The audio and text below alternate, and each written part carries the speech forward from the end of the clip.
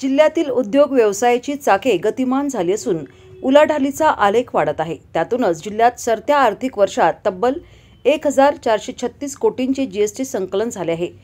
2023 आणि 24 या आर्थिक वर्षाच्या तुलनेत यंदा 16% कर संकलन वाढ नोंदली गेली आहे। सांगलीत 31,895 करदाते नोंदले गेले आहेत। कोरोनाच्या काळानंतर गेल्या काही वर्षात उद्योग व्यवसायाची गाडी पुन्हा रुळावर आली आहे। त्यामुळे 2021 पासून सातत्याने कर संकलनात वाढ होताना दिसत आहे। 2024 आणि 25 या सरत्या आर्थिक वर्षाने चांगले कर संकलन नोंदवले। जिल्ह्यातील आर्थिक उलाढाल वाढत असल्याचे हे लक्षण आहे।